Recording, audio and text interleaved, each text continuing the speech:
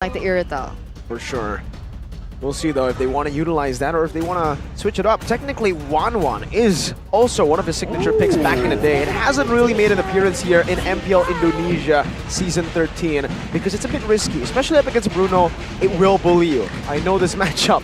So they go for the Lilia first and then they are putting Chidera in that last pick. This might be the reason, by the way, as to why we're seeing Chidera over Marky. Maybe it's because his hero pool is a lot wider than we know.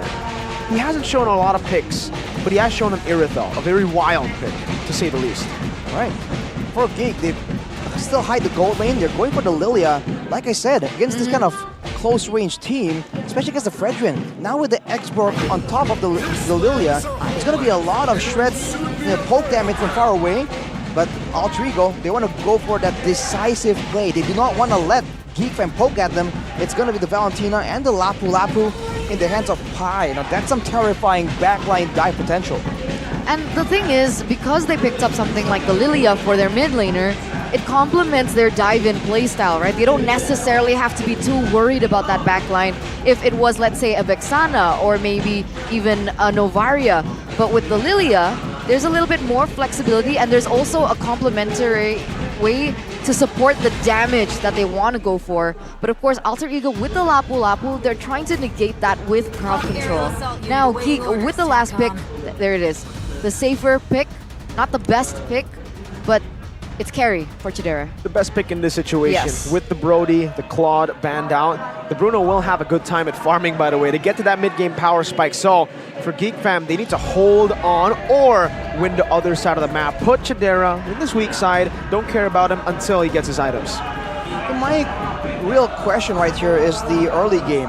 Pre-level 4, before the turtle is even in consideration. I think Alterego has a solid composition with a lot of crowd control, a lot of spammable spells, but against a Lilia in particular and a Baxia, I think there's going to be a big clash pre-4 that can still go in either team's way. And I'm wondering whether or not Lilia will go for Purify with so much CC, right? Because you have the Ruby, you also have the Valentina in a way, and as well as the Lapu Lapu. But here it is, ladies and gentlemen, with the wings flying high for the last match of the day. Let's get into the Land of Dawn for game number 1 between the 3 face masks and Geek Fam. The final match of Saturday, day number 2 of Season 13, Week 3.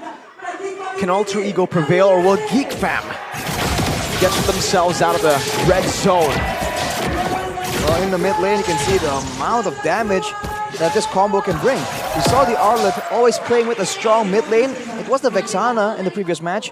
Now with the Lilia, you're seeing a similar effect. Geek Fam just going very aggressive at it. Rasi though, just kind of shadow, just kind of match Beloyski's movement. You take a look at the emblems though, Beloyski going for a more defensive, right? With the tenacity, he wants to be a bit more safe when he's going in as aggressively as he usually does. Luke though will be having the Festival of Blood, so he's going for a bit more sustain in the situation. It feels like there's a lot of emphasis from Beloyski here in the gold lane. Nino's getting pressured in this 2v1 situation. And we talked about this, right? That matchup between Bruno as well as the carry. And it looks like Geek Fam, they want to try to make it even, if not in favor of them for the gold lane. I was wondering what Rasi was doing there. He was matching Beloyski's movement, but once Beloyski went to the top side, he wasn't there to really back Nino up. Fortunately, no casualties thus far, but Taz already trying to push his advantage right here. They retro. Nope. Oh, taken just like that. 17 seconds until the turtle, and you can see everyone gravitating, but I feel like whoever gets into the right situation, the right position first, will have a huge advantage here. Yeah, Chidera has taken already heaps of gold there on the shield, on the tower. And that will make it a little bit uneven in that gold lane. Maybe just exactly what he needed to be able to come out on top. But now, the turtle has spawned. Both of these junglers are actually on the same level. With Hazel stepping in for Ray, does he have what it takes? Oh, Raven Spider from Pai, a good stun from Rasi as well. That's a great stun over the voice. Going Taz will be able to utilize this chaos and even go for more. Now with a big bump over to Luke and a boy forcing the black shoes, 2 for 1, and the turtle for alter ego. Going for more on the purple buff. Luke will have to respect this, will have to back away, but Taz will respect it too. He knows how fast the Baksha can come back. Hazel steals the turtle, actually. Yes. So right before he goes down, amidst all that chaos, he won the retry battle against what's supposed to be a free turtle for Taz. It was a big decisive play right there, and I do believe that alter ego felt like he was going to get taken out before it was even a factor, but look at this, 2v2. Final slashes used up there with a vengeance, and the worldie bouncing back and forth. You're right, man. That was crazy. Hazel Because he was holding his isolated, he would get Exactly. the turtle for free, and he walks up with no hesitation and just retries. Completely different from the last week. own. Exactly. Now with that kind of confidence in the retribution department, that's a big difference, a big adaptation that alter ego has to do, right? Now, even if Taz is isolated, as in he has full control over the neutral objective, he needs to be careful in case Hazel's feeling kind of lucky. Whoa! A good shield unity into the final slash, layered perfectly by Beloyski, but Kryt has stolen away the black shoes and will be able to get out. Taz with a big bonk right now, but a boy hops into Purify and backs away. Now with a stun over to Hazel, that's a Bravest Fighter slashing him down, and Kryt will win out the prolonged battle. What is up? What is up with Baxias diving in to the turret and then they lose the trade? That was supposed to be in their favor. I do feel like it's some sense of urgency of trying to make a play happen. On the Baxia, you're relying on a huge amount of clear due to the fact that your first skill, your shield, Yeah. really kind of like reset the cooldown whenever you hit like a big jungle minion or a hero, right? So you can clear a lot faster, but afterwards you do feel kind of pressure to try and find something afterwards, and you can't really have the same kind of gank pressure that a Fredrin does. So you're forced to just try and use that speed, and sometimes it just leads you to be under the turret, and as far as we've seen at least, it's just never a good idea. Taz is jumping in over to Beloyski. 3 members down below. Final slash cancelled out by the stun and even pulled back to the turret. Beloyski will be able to finally get the final slash down. But it's when he's too low to use the vengeance. Hazel on the turtle now, trying to look for a trade. 4-1 in kills. But the gold isn't too far. 5 man up. It looks like Geek are trying to delay this just a little bit more, but Hazel goes in on Rassi. Over with the last Insanity too. Blows up. That's a retreat battle here, and it's going to be Taz who wins it out this time around. No mistake about that. Chidera purifies out of the taunt, even with Pi, who jumps in with that Bravest Fighter. A lot of back and forth action right here, but alter ego has always been the more decisive one. Beloyski, fancy movements there, but did not land it. Like I said, alter ego are the ones proactively making the plays happen, and Geek just seemed to be just slightly always one step behind. They're still able to get kills in trades for the neutral objective and steal one, but now Beloyski forced to flicker away.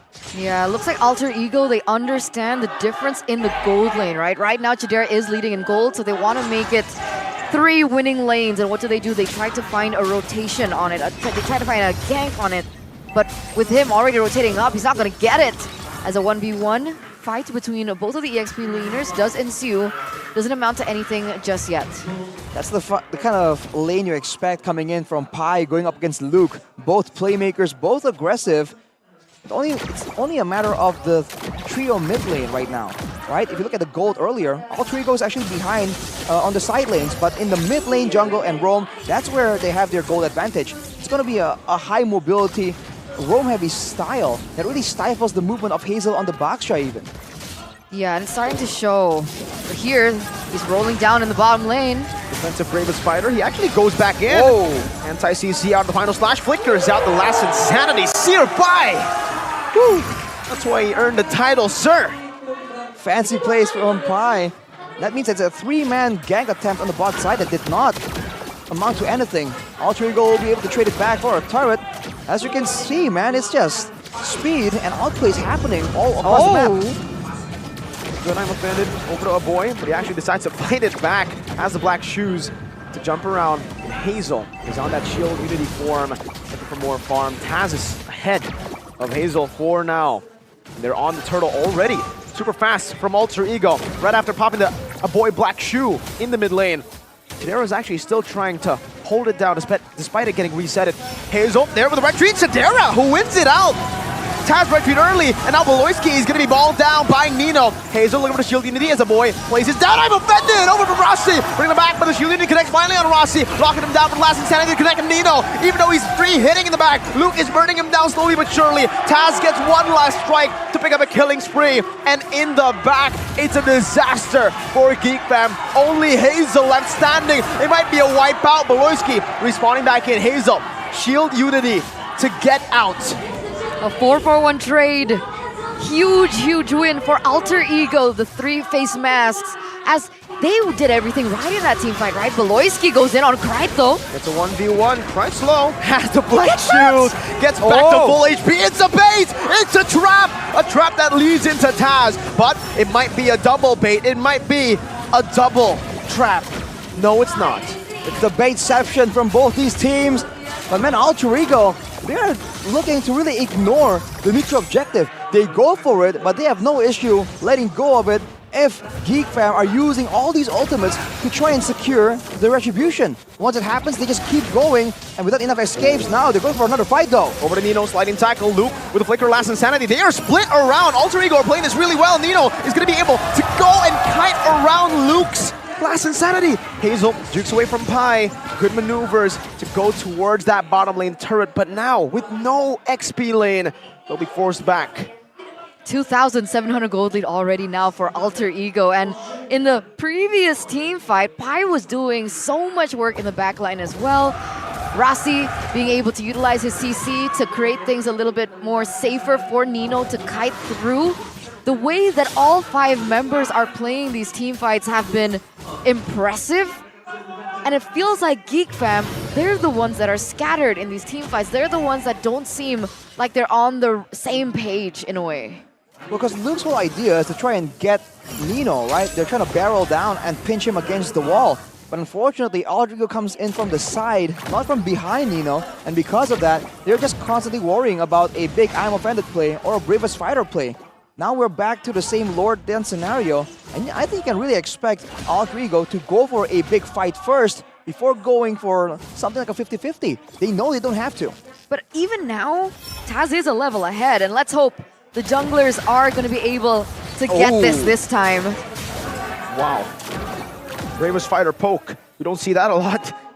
It's almost like he uses it to get out of the situation and then was like, hey, I can kind of use this right now. And with that, without Beloyski, they will let go of the Lord. Uncontested. The first Lord, uncontested. On the back of that play from Pi, with Beloyski so low, they didn't have anyone to initiate. Unless they wanted to go for just pure damage from Luke, but I don't think they wanted to risk it, especially without the perfect 50-50 chance with the retribution. You have to look at how little time Geek Fam has to really plan out what to do. And every second, once it seems like the fight is over, the lore take is over, before you know it, Alter Ego are already on to the next thing. And Geek Fam just seem bewildered, like, okay, oh, are they doing this now already? They scramble to try and get into position, but they're always one step behind because of it. A boy's trying to clear. That Lilia damage is starting to be very relevant. But now with the Lord, there's a chance Alter Ego are strong enough to go for a base turret. They have a lot of good wave clear though, right? They have an X-Borg, they have a boy on that Lilia. Technically for the Lord, they got that shred for Chidera, from Chidera. Right, that's percentage HP damage. And against the Lord, the Boxer can also reset the shield. As you can see, Hazel just spamming it. So they can clear the Lord very, very easily. And Alter Ego understands that, won't try and go for anything too risky. They're perfectly content just caging Geek Fam into their own base, looking for their own advantages. Oh, quite a needle hurt! The Faraga armor just got melted like it was nothing. But even then, they're still unable to take down the base turrets from Geek, which means they're falling back. Disciplined plays here from Alter Ego. Taz looks like he's opening up a little bit of the vision. There is some screaming in the audience that I am not sure what it is about. You never know. You never Screams know. of joy? Question mark. I mean, yeah, Possible, possible. it was coming from Alter Ego. Well, going back to the game here, that's a lot of damage, man. Divine Glaive, Lightning Truncheon already computed for Krite, and that's the kind of burst you can expect. The big issue for Geek Fam is that Taz is just standing up there menacingly, and boy, All the way in the front, get terrified, but they are able to bait. Oh, Rossi with an invincible, or actually invisible.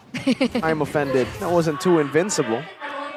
yeah, I was about to say, Taz is just standing there, and there's no way right now for Geek to really try and threaten him. It's looking very similar to the last game of the previous match.